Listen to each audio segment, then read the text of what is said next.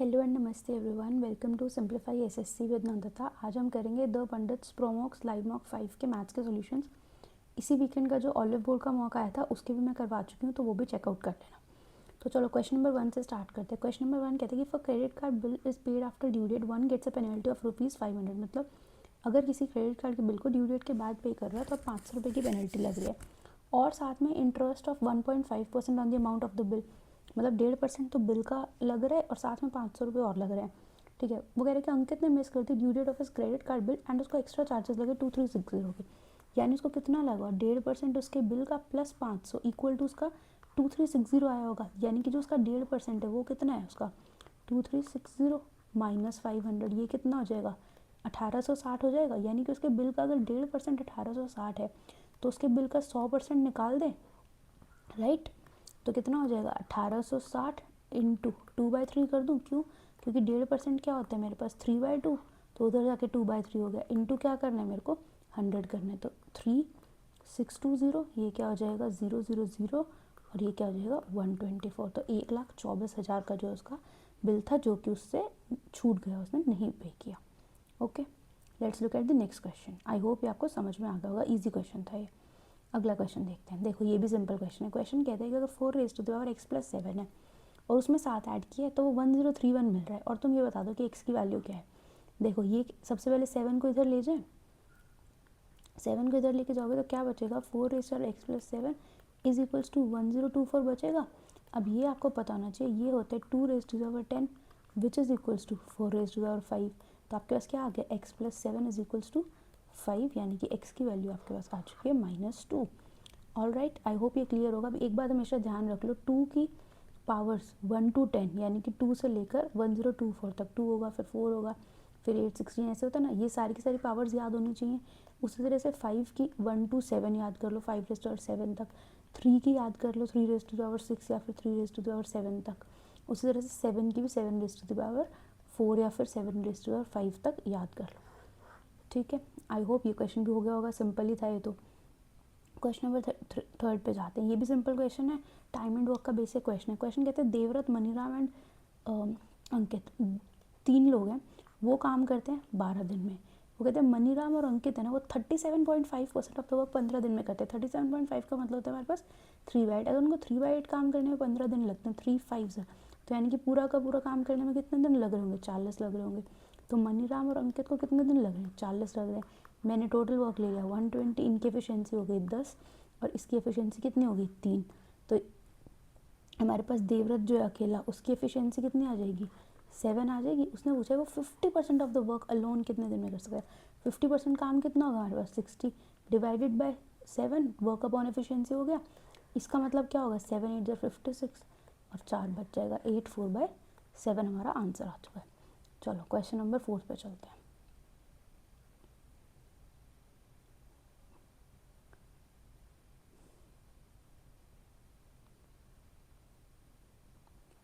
All right, question number 4 कहते हैं shopkeeper sells is article for ₹3780 making a profit of 11.11% 11.11% पता है ना आपको कितना होता है, 1/9 होता है। After paying ₹250 in restoration charges what was the cost price of the article. मतलब वो कह रहे हैं उसने कुछ चीज़ ली, उसका कुछ कॉस्ट प्राइस था, उसने फिर उस पर 250 रुपये लगाए रिस्टोर करने के लिए, और फिर उस पर उसने 11.11% का प्रॉफिट अर्न कर लिया। जब ये सब किया ना उसने, तो उसको ये इतने का पड़ा, मतलब 11.11% का मतलब हमने क्या बोला, 1/9, राइट। यानी कि 9 रुपये की चीज़ उसको कितने की, 1 रुपये का प्रॉफिट मिला 10। तो अगर 10 रुपये की वैल्यू 3780 है तो 9 की वैल्यू कितनी हो जाएगी, 378 इंटू 9 हो जाएगी, येस और नो। तो यहाँ से आपके पास क्या आंसर आ जाएगा, 3402 आ जाएगा आपके पास 9 की वैल्यू। लेकिन वो कह रहे हैं कि उसने ना 250 रुपये रिस्टोरेशन में भी दिए थे, तो यानी कि ये क्या है, उसका फाइनल सीपी था। ये क्या है, उसका फाइनल सीपी। हमें उसने पूछा कि आर्टिकल का कॉस्ट प्राइस कितना हो जाएगा, अगर 3402 माइनस 250, इसका आंसर आएगा 3152। ठीक है, आई होप ये क्वेश्चन भी आपको आ गया होगा। Let's look at question number 5। Question number 5 हमारा कहता है the average age of class of 21 students is 18.5 years. मतलब 21 बच्चे हैं क्लास में, उनकी एवरेज एज है 18.5। अब बोलते हैं if the teacher's age is included, अब टीचर को भी अगर इंक्लूड कर लेना तो एवरेज एज क्लास की हमारे पास हो जाती है 19.5। जस्ट अ सेकेंड गाइज, मेरा पेन शायद वर्क नहीं कर रहा। ओके, हो गया। तो अगर देखो एज कितने से बढ़ रही है क्लास की, 1 से बढ़ रही है, राइट, +1 हो रहा है एज में। जब हम कोई एवरेज हम एवरेज कैलकुलेट करते हैं तो हम total new number of observations पे कैलकुलेट करते हैं ना।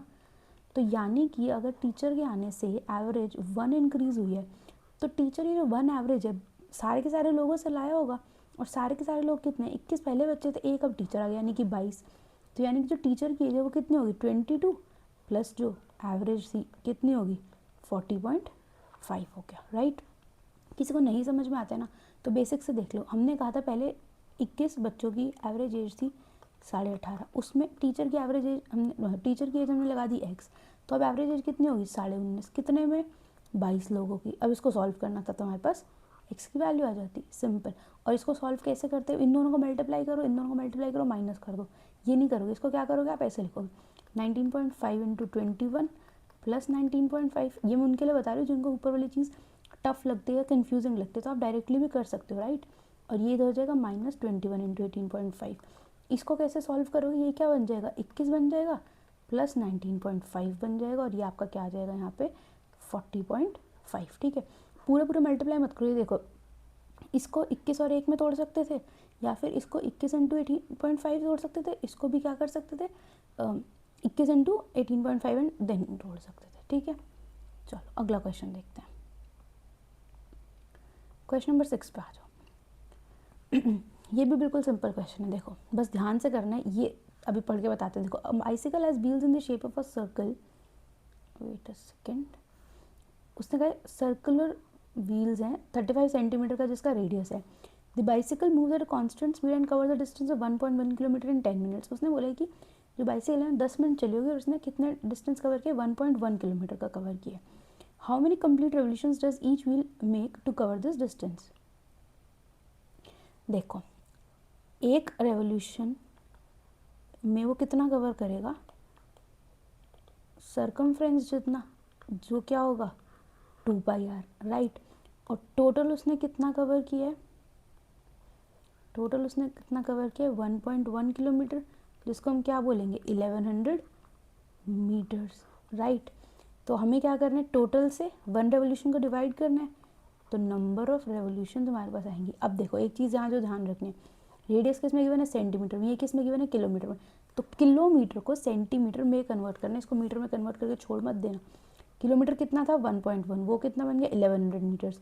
मीटर्स को क्या किया मैंने, सेंटीमीटर में कन्वर्ट कर दिया, डिवाइडेड बाय 2 इंटू 22/7 इंटू 35, 7 5 ज़र 5 2 ज़र 10, ये मेरा x0 कट जाएगा। देन होगा 22 इंटू 5 कितना होता है 110, ये कितना हो गया 50, तो ये कितना आ गया मेरे पास आंसर 500 रेवोल्यूशंस, ठीक है। कैलकुलेशन भी सिंपल थी, बस 2 चीज़ें ध्यान रखनी थी कि इसको किलोमीटर को सेंटीमीटर में करना था, गलती से छोड़ना था। यहाँ तो देखो लकीली सारे ऑप्शंस बड़े बड़े, मान लो ऑप्शन में 5 दे देता, 50 दे देता, 500 दे देता, तो जो एक 0 आपसे मिस हुई होती ना, उसका सारा का सारा आपका काम खराब हो जाता और आपका क्वेश्चन गलत हो जाता, ठीक है। तो ऐसे क्वेश्चन में इसलिए ध्यान से किया करो। ऑलराइट, अगला क्वेश्चन देखते हैं, चलो क्वेश्चन नंबर 7 देखते हैं। क्वेश्चन कहता है what number should be added to 13, 21, 19 and 30 so that they become proportional. Proportional का मतलब क्या होता है, जब हम बोलते हैं A, B, C, D ये प्रोपोर्शन में है, तो इसका मतलब ये होता है कि A बाई B करोगे तो, और जो C बाई D करोगे तो ये क्या होता है, इक्वल होते हैं, ठीक है। मैंने कॉन्टिन्यूड प्रोपोर्शनल और fourth proportional, first second third proportional, ये ना रिसेंटली अभी तो आया था, द पंडित्स के प्रोमॉक्स में आया था, और मैंने मॉक के लास्ट में पूरा पूरा अच्छे से एक्सप्लेन किया था। और भी जो ऑलिव वुड का मॉक हुआ है ना, उसमें भी मैंने एक्सप्लेन किया है, text book advance section mock में भी एक्सप्लेन किया है। तो मैं ना जिस भी वीडियो में मैंने ये समझाया था ना, उसके वीडियो को उसी टाइम स्टैम्प के साथ फर्स्ट सेकंड थर्ड प्रोपोर्शनल क्या होते हैं वो ना डिस्क्रिप्शन बॉक्स में लिंक छोड़ दूंगी, तो आप उस पर क्लिक करो तो डायरेक्ट उसी टॉपिक पे पहुंचोगे, पूरी वीडियो में ढूंढने की जरूरत नहीं पड़ेगी। तो उसको भी ना एक बार रिवाइज कर लेना, साथ के साथ आपकी रेशो की रिवीजन हो जाएगी, ठीक है। अब देखो क्वेश्चन देखते हैं। इस क्वेश्चन का मतलब ये वो कह रहे हैं कि 13 में कुछ x ऐड करो, सिमिलरली 21 में कुछ ऐसा x ऐड करो कि 13 + x डिवाइड बाई 21 + x हो। उसी तरह से 19 में वही x ऐड हो और 30 में भी वही x ऐड हो, तो ये चीज़ ना इक्वल आ जाए। तो इस क्वेश्चन करने का सबसे पहला मेथड क्या है, यही, ठीक है, इसको सॉल्व कर दो। दूसरा मेथड क्या है, जो ये हमने लिखा है ना, इसी को एक फॉर्मूले फॉर्म में हम क्या बोल देते हैं कि अगर ए बी सी डी हमारे पास कॉन्टिन्यू प्रोपोर्शन में है और हमें इनको प्रोपोर्शनल बनाना है तो और इनके अंदर एक्स ऐड करना है, तो हम एक फॉर्मूला बता देते हैं कि एक्स की वैल्यू हो जाती है B C minus A D divided by A plus D minus B plus C. ठीक है। तीसरा मेथड है एक रेशो शिफ्टिंग बोलते हैं, विद फुल क्रेडिट टू आभास सर, उन्होंने यूट्यूब पे करवा रखा है। और इसका फोर्थ मेथड है ऑप्शंस। मेरे अकॉर्डिंग ऐसे क्वेश्चन में क्या करो, ऑप्शंस कर लो, क्योंकि नंबर्स भी छोटे छोटे, कोई दिक्कत तो है नहीं। ठीक है। तो फोर्थ ऑप्शन मेथड सबसे पहले करके देखिए। सबसे पहले ऑप्शन क्या है, 1, 13 + 1 14, 21 + 1 22, 19 + 1 20, 30 + 1 32। क्या है प्रोपोर्शनल आए? नहीं आए, गया। ऑप्शन नंबर 2 पे जाओ। 3, 13 और 3 16, 21 और 3 24, 19 और 3 22, 30 और 3 33, राइट। 11 2 ज़र 11 3 ज़र 8 2 ज़र 8 3 ज़र, ये तो आगे दोनों 2/3, तो इसका मतलब ऑप्शन नंबर बी हो गया हमारा आंसर। आ गया समझ में? अब एक बार फिर भी जो रेशो शिफ्टिंग मेथड है ये समझा देती हूँ मैं। ठीक है, चलो देख लेते हैं मेथड में है क्या। पहले दोनों मेथड तो समझ में आ गया ना, एक्स पुट करो और सॉल्व कर लो। दूसरा मेथड में क्या है, फॉर्मूले में पुट कर दो। और तीसरा मेथड क्या था हमारा, ऑप्शंस वाला हो गया। और अब जो लास्ट मेथड बचा हमारा, जिसको हम बोलते हैं शिफ्टिंग मेथड, उसको देख लो क्या करना। तो सिंपल लैंग्वेज में एक बार बताऊंगी, ध्यान से सुनना। मैंने कहा 13/21 और 19/30, इसमें ऐड करना था ना। पहले इनका डिफरेंस और इनका डिफरेंस देख लो। ठीक है, चाहे ये बड़ा हो छोटा हो, सब्ट्रैक्ट करने का पूछो ऐड करने का पूछो, आप सेम आंसर निकाल सकते हो। 13 और 19 में कितना डिफरेंस है, 6। 21 और 30 में कितना डिफरेंस है, 9। अब जो ये वाला पार्ट है ना, देखो अगर वो यहाँ पे आपको 14/21 भी दे देता ना, तो आपको 14/21 ही यूज़ करना था, आपको उसको सिंपल फॉर्म में कट नहीं करना। ओके, लेकिन जो ये 6/9 वाला है ना, इसको कट कर दो। नहीं भी कट करोगे तो भी कर लोगे अगला स्टेप भी, लेकिन प्रेफरेबली कट कर दो। मैंने इसको 3 से कट किया, मेरे पास बन गया 2/3। अब इन दोनों में से चाहे ये उठा लो चाहे ये उठा लो, एक उठा लो। कोई मान लो मैंने 13/21 उठा लिया, ये मेरे पास बचा 2/3। ठीक है, 2/3 में कितना गैप है, 1 का। 13 और 21 में कितना गैप होता है, 8 का। तो एक काम करो, इसमें जो न्यूमरेटर डिनोमिनेटर का गैप है ना 8, और जो इसमें है उसको सेम बना दो। तो इसको सेम बनाओगे, 1 के डिफरेंस को क्या करना है, 8 बनाना है। तो कितना बन जाए, 8 2 16, 8 3 24, राइट। तो ये बन गया 13/21, 16/24। अब चाहे तो न्यूमरेटर को कंपेयर कर लो, चाहे डिनोमिनेटर को, आपको क्या ऐड करना पड़ रहा है, 3। और वही हमारा आंसर था। ठीक है, यही चीज़ आप 19/30 के साथ भी कर सकते हो। इनकेस को ये मेथड पहली बार देख रहे हैं तो उसको यहाँ पे ये भी बताया, मान लो हमने 19/30 से कंपेयर किया होता, तो ये क्या था हमारे पास, 6/9 2/3, राइट। 19 और 30 में कितना डिफरेंस है, 11 का। और इसमें कितना डिफरेंस है अपने पास, 1 का। तो इसके डिफरेंस को 11 बना दे, 19/30, और इसका डिफरेंस कितना बन जाए, 22/33। 30 और 33 कितना ऐड करना पड़ा, 3। तो हमारा आंसर क्या आएगा इस क्वेश्चन का, 3। आई होप ये आपको समझ में आया होगा।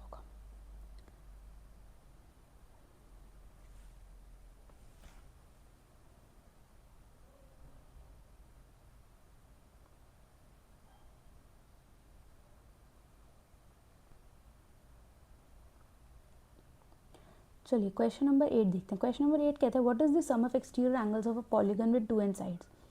ये क्वेश्चन इतना ही है, sum of exterior angles of a polygon, बस। क्योंकि sum of exterior angles of any polygon हमेशा हमेशा क्या होता है, 360 डिग्री। चाहे वो ट्राइंगल हो, चाहे वो आपका क्वाड्रिलेटरल हो, चाहे वो आपका क्या नाम है, सॉरी, पेंटागन हो 5 वाला, चाहे वो आपका हेप्टागन हो, कुछ भी हो, एनी गॉडडैम पॉलीगन, उसके जितने भी एक्सटीरियर एंगल्स होंगे उनका सम हमेशा हमेशा कितना होगा, 360 डिग्री होगा। 360 डिग्री को हम बोलते हैं 2π इन रेडियंस। दिस क्वेश्चन का आंसर आना था ऑप्शन नंबर बी, 2π, राइट। अब देखो एक काम करते हैं, छोटी सी एक स्लाइड लगाई है मैंने, जो मैंने शायद पिछले या मॉक नंबर 3 में भी लगाई थी, जस्ट अ सेकेंड, यस। उसमें सारी की सारी ना पॉलीगन्स की रिविजन हो जाएगी। ठीक है, तो देख लेते हैं एक बार। सबसे पहला पॉइंट ये होता है कि sum of exterior angles of any polygon कितना होता है अपने पास, 360 डिग्री, अभी बताया, राइट। नेक्स्ट है हमारे पास कि इंटीरियर एंगल और एक्सटीरियर एंगल, जैसे ये मान लो मैंने पॉलीगन बना दिया, और लेट्स से क्वाड्रिलेटरली देख लेते हैं, पॉलीगन ही तो है। तो ये वाला इंटीरियर एंगल, ये एक्सटीरियर एंगल, इंटीरियर एंगल और एक्सटीरियर एंगल का सम हमेशा हमेशा कितना होता है, 180 डिग्री, राइट। एक एक्सटीरियर एंगल होता कितना है, 360 degree divided by n, sorry 2n तो क्वेश्चन में था, मतलब 360 डिग्री को, यानी कि जो सम ऑफ एक्सटीरियर एंगल है उसको हम क्या करते हैं, नंबर ऑफ साइड से डिवाइड कर देंगे, तो हमें कितना मिल जाएगा, एक एक्सटीरियर एंगल की वैल्यू मिलेगी। और हमें नंबर ऑफ साइड निकालनी हो n, तो हम उसको बोलते हैं 360 डिवाइडेड बाई एक एक्सटीरियर एंगल की value. Sum of interior angles कितना होता है n-2 इंटू 180 डिग्री। और अगर हमें नंबर ऑफ डायगनल्स निकालने हो n साइड वाले पॉलीगन की तो वो होता है n into n-3 divided by 2। I hope ये आपको समझ में आया होगा। चलो नेक्स्ट क्वेश्चन देखते हैं हमारा। क्वेश्चन नंबर 9 पे आ जाओ। देखो क्वेश्चन नंबर 9 कहते हैं कि एक 20 लीटर का मिक्सचर है, ठीक है, जिसमें 10% क्या है, सल्फ्यूरिक एसिड है। यानी कि मान लो ये सल्फ्यूरिक एसिड है, मान लो साथ में उसने वाटर ऐड किया हुआ था, ठीक है। 10% का मतलब क्या होता है कि कितना है, 2 है सल्फ्यूरिक एसिड और वाटर कितना है आपके पास, 18 है। वो कहते हैं find the quantity of sulphuric acid to be added to make the solution to contain 25%। 25% मतलब 1/4। वो कह रहे हैं कि इसमें कितना एसिड एक्स ऐड करें हम जिससे कि सल्फ्यूरिक एसिड जो 1/4 हो जाए। पहले कितना था, 1/10 था, राइट। तो इसका मतलब जो वाटर वाला पार्ट है वो कांस्टेंट रह रहा है, तो यानी इसको तो कितना रहना है, 18 रहना है। 1/4 का मतलब अगर सल्फ्यूरिक एसिड 1 है तो वाटर कितना है, 3 है। वाटर अगर 18 है तो इसको कितना होना पड़ेगा, 6 होना पड़ेगा। तो एक्स की वैल्यू कितनी आ गई यहाँ से, 4 लीटर आ गई। आया समझ में। दूसरा तरीका इसका हम क्या कर सकते हैं, बात वही है हमारी कि जो हमारा दूसरा कॉन्स्टिट्यूएंट है वाटर स्टेज कांस्टेंट, ठीक है, बात वही है ना, क्योंकि सल्फ्यूरिक एसिड ऐड कर रहे हो। पहले वाटर कितना है आपके पास, अगर 10% सल्फ्यूरिक एसिड है तो आपके पास 90% वाटर है। कितने का 90%, 20 लीटर का। अब मैंने क्या किया, उसमें एक्स सल्फ्यूरिक एसिड डाल दिया, तो टोटल मिक्सचर मेरे पास कितना होगा, 20 + x। उसने कहा 25% सल्फ्यूरिक एसिड होगा, तो यानी पानी कितना बचेगा, 75%, यानी कि 3/4, ठीक है। 90% को मैंने 9/10 लिख दिया। 3 ज़र हो गया ये मेरे पास, और ये मेरे पास बचेगा 10 2 ज़र, तो मेरे पास ये 3 2 ज़र 6 4 ज़र 24 इज इक्वल्स टू 20 + x, और यहाँ से मेरे पास x की वैल्यू आ चुकी है 4 लीटर। आया समझ क्वेश्चन। चलो अगला देखते हैं।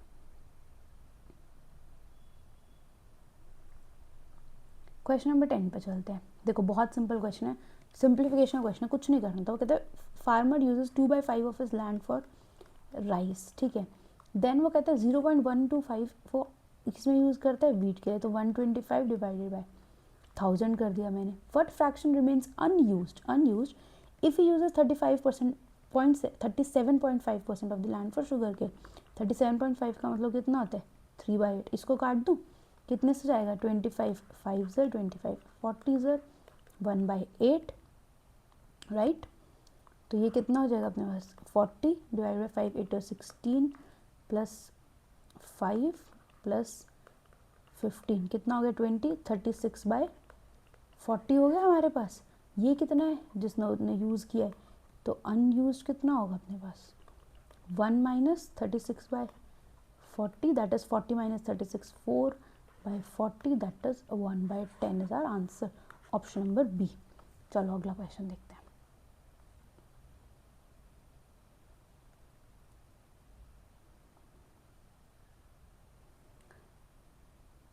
क्वेश्चन कहते हैं हमारा bag contains 4 red 5 blue and 3 green balls, ठीक है। बैग के अंदर इतनी इतनी बॉल्स हैं, 2 बॉल उसने निकाली है। वो कहते हैं कि दोनों ना अलग अलग कलर की हो, तो क्या आप देखो क्या ऐसे करोगे कि प्रोबेबिलिटी लगाओगे, एक रेड एक ग्रीन, एक रेड एक ब्लू, एक ब्लू एक ग्रीन, ऐसे करते रह जाओगे, नहीं ना, कोई सेंस नहीं बनती इतना टाइम वेस्ट करने की। तो हम क्या करेंगे, हम कह देते हैं 1 minus both of same colour, ठीक है, क्योंकि डिफरेंट कलर में तो कितने सारे केस बनाओगे बैठ के। तो मैंने कहा एक काम करो, दोनों सेम कलर की जितनी भी ऐसी प्रोबेबिलिटी बनती है ना वो निकाल दो और 1 माइनस कर दो उसमें से, ठीक है, सॉरी 1 में से उसको माइनस कर दो।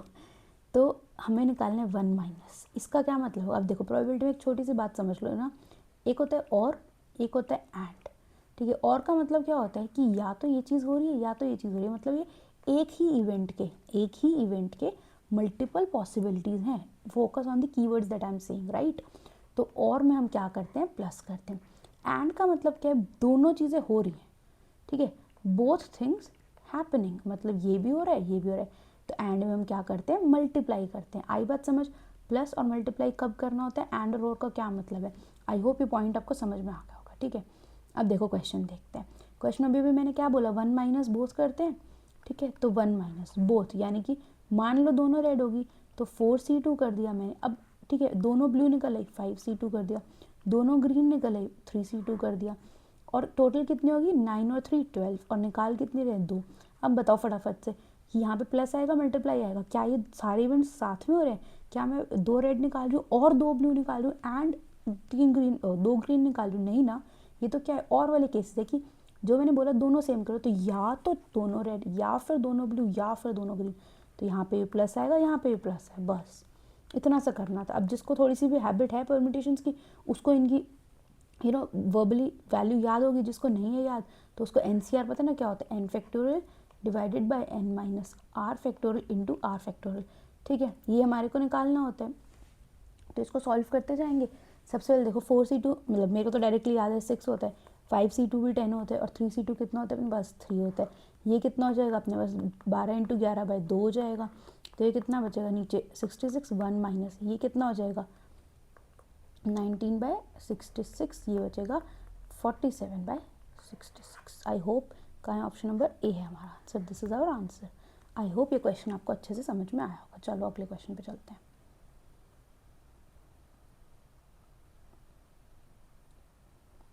क्वेश्चन नंबर 21 है, find the circumcentre of a triangle whose vertices are A B C. देखो ये बिल्कुल सिमिलर क्वेश्चन ना मैंने अभी एक वीडियो करवाई थी, दिल्ली पुलिस के कोऑर्डिनेट ज्योमेट्री के सारे क्वेश्चंस करवाए थे उसके अंदर, और पूरा ना कोऑर्डिनेट ज्योमेट्री मतलब जितनी उस क्वेश्चन में जो रिलेटेड था ना सब बहुत अच्छे से बेसिक से ऐसे एक्सप्लेन किया था कि जिसको नहीं भी आता उसको भी आता है, जिसको आता था उसकी बहुत अच्छी रिविजन चाहिए।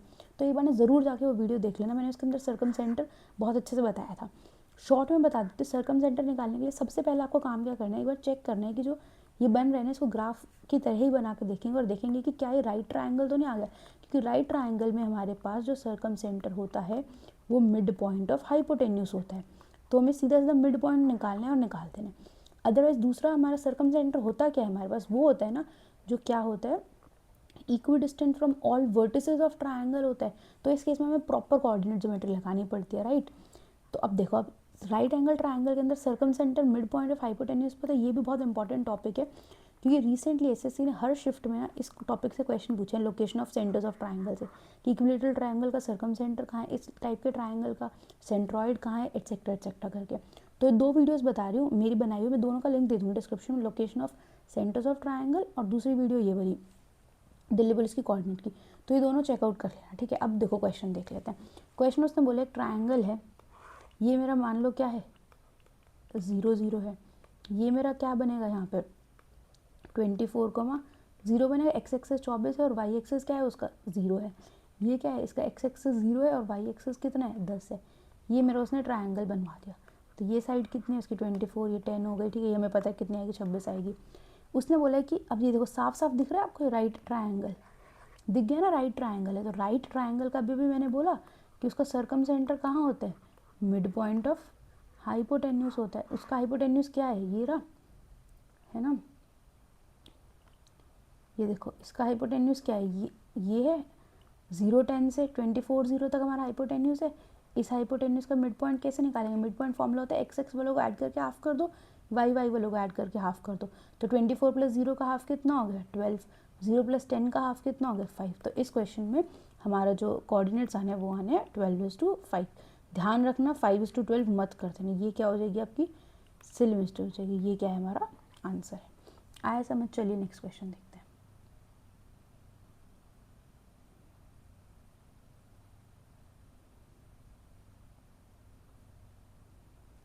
अगला क्वेश्चन है the maximum value of 3 sin theta plus 4 cos theta. हमारे को सीधा सीधा एक रिजल्ट याद होना चाहिए कि हमारे पास a sin theta plus b cos theta होता है, तो इसकी हमारे पास जो मैक्सिमम वैल्यू आती है वो होती है a² प्लस b² का अंडर द रूट, ठीक है। तो under the root of 3² plus 4², ये तो बिना मतलब लिखे ही पता चल रहा होगा, 3 4 5 का तो ट्रिपलेट ही होता है, तो इसका आंसर आता है 3 4 5। अगर आप चाहते हो ना कि मैं ट्रिग्नोमेट्री की मैक्सिमम मिनिमा जो यूजुअली ना बच्चे छोड़ देते हैं, बच्चों को लगता है कहाँ ही पूछेंगे मैक्सिमम मिनिमा, है ना, तो रिवाइज़ करवाऊँ तो कमेंट कर देना, ठीक है, मैं अगली वीडियो इसी पे बना दूँगी रिविजन करवाते हुए। अब देखो अगला क्वेश्चन है हमारे पास कि a product marked at ₹2700 is sold with a discount of 25% and then tax with 18% GST, what is the final price paid by the buyer. क्या करोगे, 2700 का क्या करना है 3/4 करना है, फिर उसका 118/100 करना है ना। मेथड तो यही कहते हैं 100 से 100 काट लो, कर लो, इन सबको मल्टीप्लाई करोगे, नहीं करोगे ना बहुत लंबा पड़ेगा। तो हम क्या करते हैं ऐसे केसेस में, क्योंकि हमारा आंसर भी क्या निकालना है रुपीज़ में निकालना है ना, तो हम क्या करेंगे इसके अंदर ना रुपीज़ में ही डील करते हैं। सबसे पहले एक स्टेप बाय स्टेप चलते हैं। 2700 का उसको क्या कर दिया 1/4 डिस्काउंट दे दिया, तो यानी कि उसने कितना कर दिया 3/4 कर दिया उसने। ये देखो इसको मल्टीप्लाई करके देखो एक बार, 8100 हो गया, डिवाइडेड बाय कितना करना है मुझे, 4 करना है। अगर मैं 8100 को 4 से डिवाइड करूँ तो किस पे जाएगा, 2025, तो मेरे पास वैल्यू कितनी बची, 2025 बची। अब वो कह रहे हैं 2025 पे ना क्या लगा दो, 18% का GST लगा दो, ठीक है, ये निकालना है मुझे। अब मैं इसको 25 से मल्टीप्लाई कर ले सॉरी डिवाइड कर लेती हूँ। 25 से ये कितना हो जाएगा 81, ये कितना हो जाएगा 4। अब देखो ये 2 पे जाएगा, ये 9 पे जाएगा, कितना ईजी नहीं होगा मल्टीप्लाई करना। ये कितना हो जाएगा 729 डिवाइडेड बाय कितना हो जाएगा 2, ये मेरे पास कितना हो जाएगा 364.5 बच जाएगा। अब मुझे क्या करना है, बस इन दोनों को ऐड करना था। 0.5 ये कितना हो जाएगा 98322389.5, सिंपल, ठीक है। ये करने बैठते तो सोचो कितना टाइम वेस्ट होता। तो इस केस में हमने क्या किया, स्टेप बाय स्टेप। पहले हमने कहा ठीक है डिस्काउंट देते हैं, फिर कितने बन गए वैसे डिस्काउंट देके, फिर उस पर 18% निकाल दिया, राइट। चलो अगला क्वेश्चन देखते हैं, क्वेश्चन नंबर 15 देखते हैं। ये भी बहुत सिंपल क्वेश्चन है, लेकिन जिसको हाइट एंड डिस्टेंस छोड़ ही बैठते हैं ना लोग, पढ़ते ही नहीं हाइट एंड डिस्टेंस, उनको लग रहा होगा क्या पूछ लिया ना। एक मिनट गाइस, मेरा पेन थोड़ा स्लो है, मुझे ड्रॉ करने तो फिर बताती हूँ। देखो क्वेश्चन है, vertical pole stands on a level ground, the angles of elevation of the top of the pole, ये टॉप ऑफ द पोल है, इसके 2 पॉइंट्स, एक ये पॉइंट है मान लो और एक ये पॉइंट है, वो कहते हैं सेम स्ट्रेट लाइन पे और सेम साइड ऑफ पोल भी बता दिया उसने, ये पोल है ना इसकी ये वाली दोनों सेम साइड पे। और कॉम्प्लीमेंट्री एंगल्स क्या होते हैं, फटाफट रिवाइज कर लो। ऐसे दो angles theta plus theta dash जिनका सम कितना है 90 डिग्री। सप्लीमेंट्री एंगल्स क्या होते हैं, थीटा प्लस थीटा डैश जिनका सम कितना होता है 180 डिग्री, याद है ना सबको। अब देखो if the distance of the points from the pole is 10 centimetre and 20 centimetre, ये वाला पॉइंट वो कहते हैं 10 सेंटीमीटर दूर है और दूसरा वाला पॉइंट कितना है 20 सेंटीमीटर दूर है। ये कितना एंगल है थीटा, ये कितना है थीटा डैश। तो हमारे पास ना डायरेक्ट होता है कि उस केस में जो ये हाइट h होती है ये आती है under the root AB which is equals to 10 into 20। ये कितना था 10 डिस्टेंस, ये कितना डिस्टेंस था 20, तो ये कितना आएगा रूट 200, तो ये कितना हो जाएगा 10√2। आया समझ में। अब जिसको नहीं पता थी ये चीज़ या जिसको लगता है यार मैं ये फैक्ट क्यों याद रखूँ, स्पेशली कि h equal to root AB होता होगा, है ना, कोई बात नहीं, 1 मिनट का भी काम नहीं है। देखो हमारे पास ये क्या है, परपेंडिकुलर निकालनी है, बेस है। तो मैंने क्या किया, मैंने कहा एक second, let me change the colour of the pen.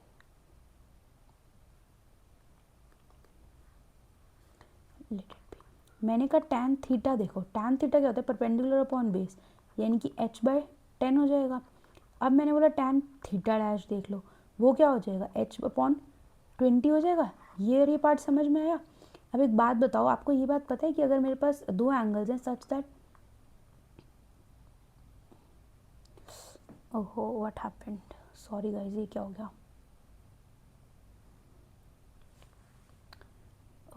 Guys कुछ गलत हो गया, something is wrong with the pen. एक मिनट रुको, हमने क्या लिखा था, हमने लिखा था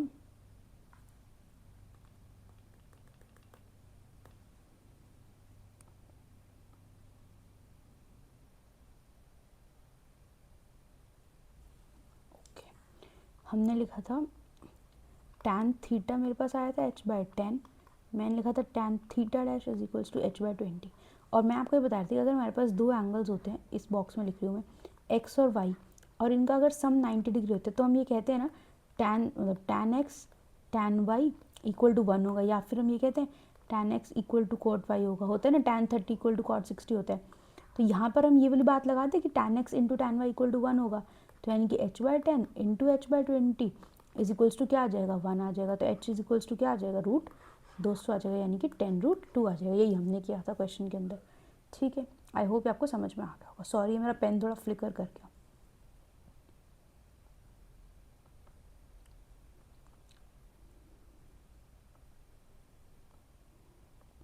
क्वेश्चन नंबर 16 देखते हैं गाइस, फटाफट देखो। क्वेश्चन कहते हैं man reaches his office by driving his car at 60 kilometre per hour in 40 minutes. वो 60 की स्पीड से 40 मिनट में गाड़ी चला के ऑफिस पहुंचते हैं। वो कहते हैं अगर वो 80% डिस्काउंट डिस्टेंस को बस से कवर करता है ना 40 किलोमीटर पर आवर की स्पीड पे, और बाकी के डिस्टेंस को ऑटो से कवर करता है 30 की स्पीड पे, तो टोटल टाइम कितना लगता है। तो सबसे पहले तो डिस्टेंस निकालना पड़ेगा, है ना। मैंने क्या कह दिया, डिस्टेंस कितना होगा, इसको 4/6 कर दूँ, 40 मिनट 60 में कन्वर्ट हो जाएंगे, और मिनट्स में कन्वर्ट करने के लिए, आवर्स में कन्वर्ट करने के लिए, तो ये कितना हो गया, इसका डिस्टेंस 40 किलोमीटर होगा। उसने कहा 80%, यानी कि 32 किलोमीटर को वो 40 की स्पीड में बस से कवर कर रहा है।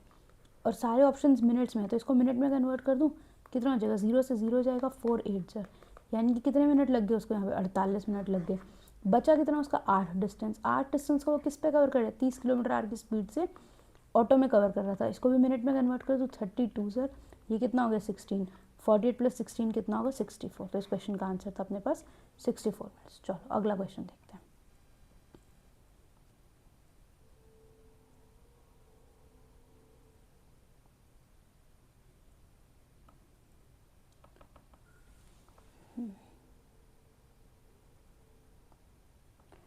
All right, let's look at question number 17। Question number 17 कहते हैं sum of money becomes 4 times in 7 years, यानी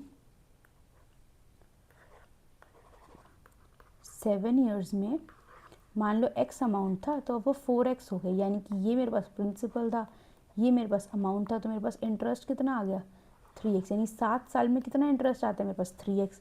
वो कहता है it becomes 13 times in p years, यानी कि अगर मेरा प्रिंसिपल x था तो मेरे पास अब वो कितना हो रहा है 13x हो रहा है, यानी कि इंटरेस्ट कितना आ रहा है 12x। 3x इंटरेस्ट को कितने साल लग रहे हैं 7 साल, तो 12x इंटरेस्ट को कितने लगेंगे इंटू 4, यानी कि कितने लगेंगे 28 साल, राइट। इन p ईयर्स पूछा था उसने, तो p की वैल्यू कितनी होगी 28 साल। ये क्वेश्चन बहुत सिंपल है, इसमें कुछ है नहीं, बट कई बार सिली मिस्टेक क्या हो जाती है, हमें ना 4 टाइम्स गिवन है तो इसका मतलब 3 इंटरेस्ट है, 13 टाइम्स गिवन है तो इसका मतलब 12 इंटरेस्ट है, बस ये देखना होता है। गलती से कई बार जल्दी जल्दी में 4 और 13 यूज़ कर जाते हैं हम लोग, ठीक है, तो वो मिस्टेक नहीं करनी है आपको। चलो अगला क्वेश्चन देखते हैं।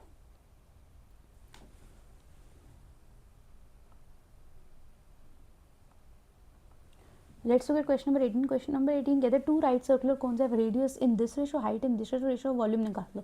देखो वॉल्यूम क्या होती है इसकी 1/3 πr²h। बताओ 1/3 का कोई इंपैक्ट हो सकता है रेशो में, नहीं। पाई का कुछ हो सकता है, नहीं, इसने तो कटना ही है, तो दोनों की निकालने, तो रेडियस को 2 बार लिखना है, तो पहले वाले का कितना रेडियस 2, नीचे वाले का रेडियस कितना है 3, तो उसको भी 2 बार लिख दिया। फर्स्ट वाले की हाइट कितनी है 3, सेकेंड वाले की हाइट कितनी है 4, 3 से 3 कट गया, 2 × 2 4 कट गया, आंसर आ गया 1/3, खत्म। कुछ नहीं था इस क्वेश्चन के अंदर, बस ये मत कर देना गलती से, ठीक है। ये आपका आंसर है और ये आपकी सिली मिस्टेक हो जाती। रेशो के क्वेश्चंस को ना मिल्क वाटर ये सब बहुत ध्यान से किया करो हमेशा, कि आपकी गलती ना हो जाए कि मार्क करना है 1:3 और मार्क कराए हो 3:1। चलो क्वेश्चन नंबर 19 देखते हैं। स्टेटमेंट वाला क्वेश्चन है थ्योरी का, ठीक है। देख के अगर लगे ना कि क्या हो गया क्या हो गया, कुछ नहीं है, बिल्कुल सिंपल लैंग्वेज है। जिसने एक बार स्टैट्स पढ़ा है उसके लिए तो बिल्कुल सिंपल था, जिसने पढ़ा ही नहीं अभी तक स्टैटिस्टिक्स का टॉपिक तो कोई बात नहीं, जब करोगे तो आपको ये भी सिंपल लगेगा, ठीक है। वो कह रहे थे mean is affected by the extreme values. Extreme values क्या होती है, मान लो मैंने कुछ टर्म्स लिखी, ठीक है, इतनी सारी, ठीक है, ये सारी मैंने टर्म्स लिखी ABCD, मान लो ये सबसे छोटी टर्म थी, यहाँ पे मैंने x लिखा है सबसे बड़ी टर्म थी। तो एक्सट्रीम वैल्यूज़ क्या होती है, सबसे छोटी टर्म सबसे बड़ी टर्म, इनको क्या बोलते हैं एक्सट्रीम वैल्यूज़। तो क्या मीन इनसे अफेक्ट होता है, आप सोच के बताओ। बिल्कुल होता है ना। अगर मेरा एक वैल्यू को, मतलब मैंने सारी वैल्यू मान लो मेरी 10 के आसपास थी, 10 11 12, लेकिन एक वैल्यू मैंने सडनली 1000 डाल दी, तो वो एवरेज को अफेक्ट नहीं करेगा, ऑफकोर्स करेगा एवरेज को अफेक्ट। या एक वैल्यू मैंने -1000 डाल दी तो होगा ना। तो एक्सट्रीम वैल्यूज अफेक्ट करती हैं, यस करती हैं। तो ये स्टेटमेंट तो क्या थी, करेक्ट थी। तो ये इसका आंसर नहीं हो सकता, क्योंकि हमें क्या बताना है, आंसर है नॉट करेक्ट। सेकंड होता है median is the middle value when data arranged in order. Of course ये तो हमारी मीडियन की डेफिनेशन ही होती है ना, तो ये भी करेक्ट है, तो ये आंसर नहीं हो सकता। थर्ड है the mode can have more than one value in data set. ये ऑफ कोर्स मैंने लिख दिया 2 लिख दिया, 4 लिख दिया, तो इसमें 4 भी 3 बार आ रहा है, 2 भी 3 बार आ रहा है, तो इसके तो 2 मोड हो गए ना, 4 भी हो गया और 2 भी हो गया। तो ये स्टेटमेंट भी क्या करेक्ट है। The range is not affected by extreme values, ये कैसे करेक्ट हो सकता है, ये स्टेटमेंट कैसी है, नॉट करेक्ट है ना। क्यों, क्योंकि रेंज की तो डेफिनेशन ही क्या होती है हमारी, largest value minus smallest value, ये क्या होती है हमारी रेंज की डेफिनेशन होती है, राइट। तो रेंज तो अफेक्ट हो ही रहा है एक्सट्रीम वैल्यू से, उसकी तो डेफिनेशन ही यही है। तो ये स्टेटमेंट कैसी थी हमारी, करेक्ट थी, राइट। चलो अगला क्वेश्चन देखते हैं।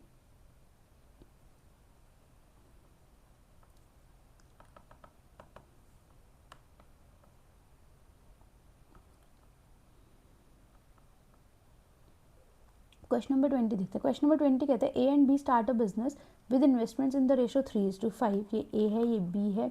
सी joins the business with investment equal to B's investment, कब, after 6 months at the end of 1 year। यानी कि ए ने कितना इन्वेस्ट किया 3, कितने 12 महीने तक। बी ने कितना इन्वेस्ट किया 5, कितने 12 महीने तक।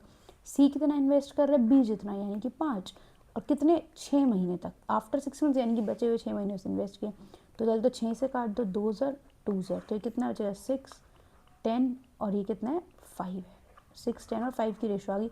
सी का प्रॉफिट निकालना है। सी का प्रॉफिट कितना है 5 डिवाइडेड बाय कितना होएगा 16 इंटू 16 और 5 21 और ये कितना हो गया 231 और साथ में क्या हमारे पास 2 0 है। ये किस पे जाएगा 11 पे जाएगा, तो इसका आंसर आएगा 5500। Very simple question. अगला क्वेश्चन देखते हैं। चलो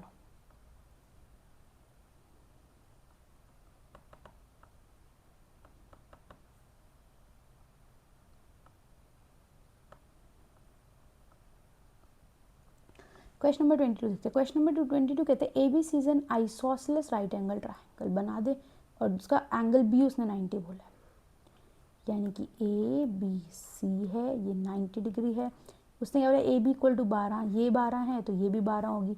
अब सबको पता है, याद है, ये 45 है, ये 45 है, ये 90 डिग्री है, तो ये √2 होता है, ये √1 होता है, 1 होता है, यानी कि 45 45 90 के ट्रायंगल में 45 और 45 के ऑपोजिट जो साइड्स होते हैं 1 होते हैं, 90 डिग्री के ऑपोजिट वाली साइड कितनी होती है √2 होती है, तो यानी कि ये सी कितना आ जाएगा 12 √2 आ जाएगा।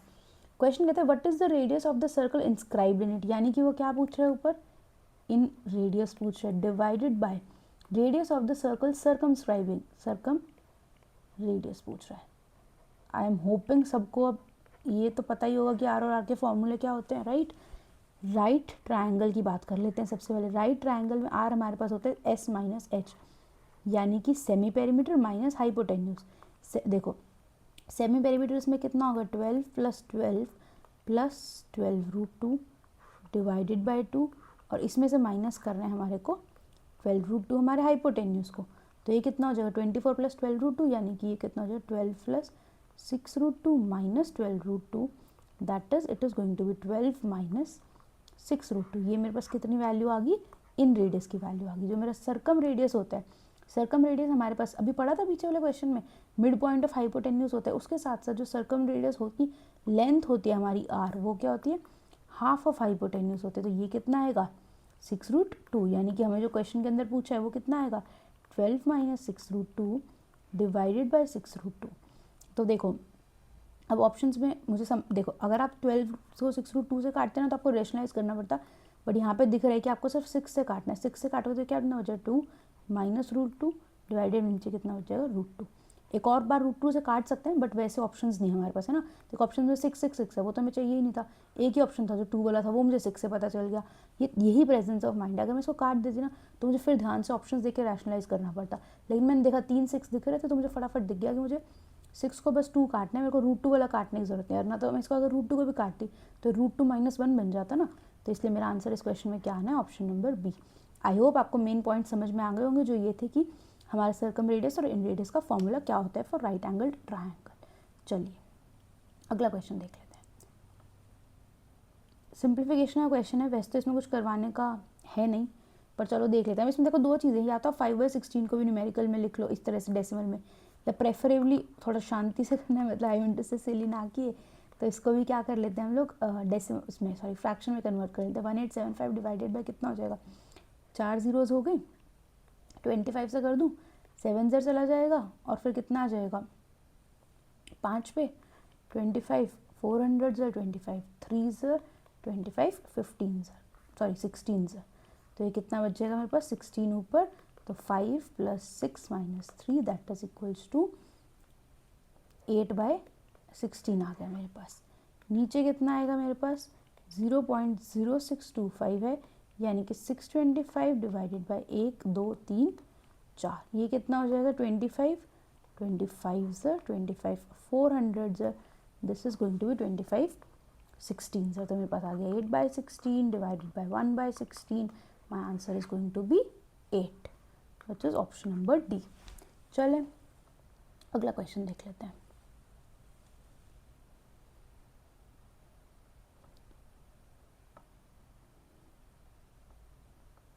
क्वेश्चन नंबर 24 देखते हैं। क्वेश्चन नंबर 24 हमारे पास है कि व्हाट सम विल बिकम, ठीक है, यानी कि प्रिंसिपल पूछ रहा है, वो अमाउंट गिवन है, टाइम गिवन है 18 months, if the rate of interest is 10% per annum and interest is compounded half yearly.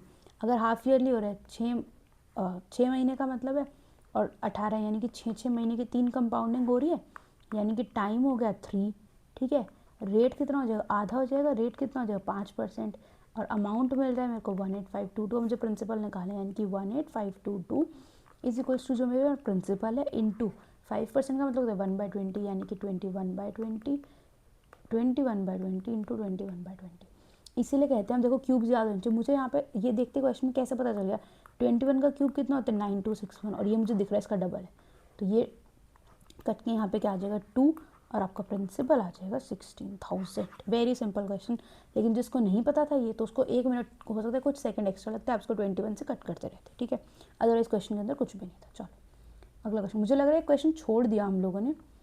Monty hall problem भी थी इस टेस्ट के अंदर। Let's just go back and see क्या हो गया। मॉन्टी हॉल प्रॉब्लम थी ना, हमने ये क्वेश्चन किया 23, 22 क्वेश्चन किया, यस 21 क्वेश्चन रह गया ना हमारा। चलो 21 क्वेश्चन देखते हैं। 21 क्वेश्चन में ना ये है हमारी क्लासिक मॉन्टी हॉल प्रॉब्लम है, जिसने मतलब जिन लोगों ने पहले भी अभी CGL प्री दिया है ना, तो उनको तो ये याद होगा, सिलेक्शन पोस्ट में आया था तो बहुत वायरल हो गया था। और जो लोग बिल्कुल बिगिनर्स हैं, हो सकता है उनको इस क्वेश्चन के बारे में बिल्कुल आइडिया नहीं हो, तो ध्यान से सुनना, इस क्वेश्चन को सिंपल लैंग्वेज में करके देखते हैं, ठीक है। वो कहते हैं 3 डब्बे हैं, ठीक है। मतलब कोई ना गेम होती है, ये एक क्लासिक गेम होती थी कि जैसे 3 डोर्स होते हैं, 3 दरवाजे हैं, और एक हॉस्टेज आपको वो गेम खिला रहे, तो आपको एक एक दरवाज़ा चूज़ करना था कि आप कौन सा चूज़ करोगे। फिर वो बताए, फिर वो कोई एक दरवाज़ा खोल के दिखाएगा कि उसमें है या नहीं है, तो ठीक है। तो आपका चांसेस क्या होंगे प्राइज़ जीतने के, मतलब तीनों में से एक डोर के पास क्या होता है, प्राइज़ है, ठीक है। मान लो ये P फॉर प्राइज़ है, इसमें क्या है, कुछ नहीं है, ये भी मान लो खाली है, ठीक है। वो बोल ठीक है, उसने बोला 1 box contains the prize, 2 boxes are empty. आपने कोई एक बॉक्स चुना, ठीक है। अब एक बात बताओ, प्राइस की आने की आपकी प्रोबेबिलिटी कितनी है, 1/3 है ना, क्योंकि एक ही डब्बे में प्राइस है, राइट। ये इतनी बेसिक प्रोबेबिलिटी सबको आती है। उसने बोला the host who knows where the prize is opens one of the remaining box and shows it is empty. मान लो आपने कोई एक डब्बा चुना अपने सामने, ठीक है। अब होस्ट ने क्या किया, आपको ना बाकी दोनों में से एक खोल के दिखाया, और उसने कहा कि उसकी वो कैसा निकला, एम्प्टी निकला, ठीक है। उसके अंदर कुछ नहीं था, तो ये खाली होता है, इसके अंदर प्राइस नहीं है। अब वो आपसे पूछता है कि जो तुमने डब्बा चूज़ किया था, आपने जो डब्बा चूज़ किया, अभी तो उसका कुछ किया ही नहीं, ठीक है। ये आपने चूज़ किया हुआ था, मैं इसको लेवल कर देती हूँ, मान लो, ठीक है। ये 2 थे, होस्ट ने कहा कि ये 2 पड़े हैं, इसमें से होस्ट ने क्या किया, ये वाला खोल के दिखा दिया, ये वाला क्या निकल गया, खाली निकल गया। अब वो आपसे पूछते हैं कि जो ये पड़ा हुआ है आपके पास, अपना डब्बा चूज़ किया था, या तो आप इसी को रख लो, या फिर आप ना इस वाले से क्या कर लो, चेंज कर लो, अपने डब्बे को स्विच कर दो, इसको बोलते हैं कि do you want to switch, वो आपसे पूछेगा, और do you want to stay और विद योर सेम डब्बा। तो अब आप क्या करो, क्वेश्चन में ये पूछा जाता है कि अगर आप मतलब उसी पे रह रहे हो या आप चेंज करते हो, तो इन दोनों में क्या होगी ना, प्रोबेबिलिटी बदल जाएगी आपकी जीतने की। तो इसने ऑप्शन क्या दिया कि keep the same box, change the box, इधर both give the same chance, उसने ये दे दिया, या फिर उसने बोला कैन नॉट बी डिटरमाइंड। तो अब देखो ध्यान से सुनना, जब आपने ये बोला कि इस डब्बे के अंदर आपको लगा कि प्राइस होगा, ठीक है, एक प्राइस की आने की प्रोबेबिलिटी कितनी थी, 1/3 थी, तो यानी कि इन दो में प्रोबेबिलिटी कितनी थी, पहले तो 1/3 थी ना, यानी कि जो ये प्राइस की प्रोबेबिलिटी थी वो कितनी थी, 1/3 थी, और जो खाली होने की प्रोबेबिलिटी थी वो कितनी थी, 2/3 थी। अब जैसे ही आपका एक डब्बा खाली हो गया ना, तो जो जीतने की प्रोबेबिलिटी थी ना, वो 2/3 शिफ्ट होगी आपके दूसरे वाले डब्बे को, यानी कि जो डब्बा होस्ट ने नहीं खोला, अब होस्ट को तो पता है ना कि किस में था, तो उसको पता था, उसने हटा दिया उसको, तो प्रोबेबिलिटी जैसे जो बचा हुआ डब्बा है ना, उसकी प्रोबेबिलिटी आते क्या हो जाती है, डबल हो जाती है। तो अगर आप इसको चूज़ कर रहे हो तो आपकी प्रोबेबिलिटी 1/3 की 1/3 रहेगी, लेकिन जैसे आप बोलोगे ना उसको स्विच कर दो, जैसे दूसरे डब्बे पर लेकर गए, तो उसकी प्रोबेबिलिटी क्या होगी, डबल हो जाती है, 2/3 हो जाती है। तो इसलिए हम क्या करते हैं, हमेशा स्विच करना बेटर होता है, यानी कि हम क्या करते हैं, बॉक्स को चेंज कर लेते हैं। आई होप ये चीज़ आपको समझ में आ गई होगी, ठीक है। नहीं आई तो आगे पीछे करके एक बार दोबारा सुन लेना। अब हम बाकी के क्वेश्चन कर लेते हैं, एक ही क्वेश्चन बचा है शायद, है ना। 24 कर लिया हम लोगों ने, लास्ट क्वेश्चन पे आ सकते हैं। देखो लास्ट क्वेश्चन है आपका पिरामिड का। मेरी जो इस चैनल की फर्स्ट वीडियो है विच इज़ प्रोमॉक्स 1, जो लाइव मॉक 1 आया था, उसके मैथ्स के सोल्यूशंस, मैंने उसके अंदर एकदम डिटेल, मतलब जिसको प्रिज्म पिरामिड का बेसिक भी नहीं आता ना, उसको भी प्रिज्म पिरामिड समझ में आ जाएगा, इस तरह से समझाया था। तो उसको भी ना मैं उसी टाइम स्टैम्प पे जहाँ प्रिज्म पिरामिड समझाया ना वो लगा दूंगी, तो एक बार जाके उसको ज़रूर देख लेना, ठीक है। रिवाइज हो जाएगा मस्त, जिसको आता है ना वो भी देख लेना, एक बार रिविजन हो जाएगी, ठीक है। अभी क्या देख लो, वो कहते हैं right pyramid is a hexagonal base of side इतने metre, why is my pen not working, just a second, ठीक है। Find the volume of the pyramid, देखो जस्ट अ सेकेंड, चल गया। वॉल्यूम ऑफ पिरामिड हमारे पास होता है 1/3 into base area into height of pyramid, ठीक है, 1/3 लगा दिया। बेस एरिया क्या है उसमें, हेक्सागोनल बेस है। हेक्सागन क्या होते हैं, 6 इक्वेटरल ट्रायंगल्स होते हैं, तो हेक्सागन का एरिया ऐसे याद रखना चाहिए, 6 इंटू रूट 3/4 ए स्क्वायर। ठीक है, साइड कितनी है, 12 इंटू 12 हो गया। हाइट कितनी है, 20 है। ये क्वेश्चन ईजी था क्योंकि उसने डायरेक्टली हाइट दी थी ना, स्लांट हाइट एंड ऑल का पंगा नहीं हुआ। 4 3 ज़ा 12, ये कट गया, ये कितना बचा 12, 6 2 ज़ा 12, 1 4 4 हो गया, एक 0 लग गया और रूट 3 लग गया, which is my answer, option number D. I hope आपको ये सब समझ में आया होगा। और जो जो भी वीडियोस बीच बीच में बताई है ना, चाहे वो रेशियो वाली, चाहे वो प्रिज्म पिरामिड वाली बताई है, चाहे वो टेक्स्ट बुक का advance sectional mock, olive book का, वो सब प्लीज़ जाके देख लेना, फ़ायदा ही होगा, ये मेरी गारंटी है। मैं जो भी क्वेश्चन करवाती हूँ ना, साथ साथ मैं उसके पीछे आगे की भी रिविजन करवा देती हूँ। ठीक है, तो आपको फ़ायदा हो जाएगा, तो देख लेना ये। And thank you for watching this video. और प्लीज़ अगर आपको कुछ भी पसंद आया हो इसमें तो लाइक कर देना वीडियो को, कमेंट कर देना अपना फीडबैक प्लीज़, वो बहुत इंपॉर्टेंट है। ठीक है, and thank you for watching this video, bye bye. Subscribe कर देना चैनल को, अपने फ्रेंड्स के साथ भी शेयर कर देना।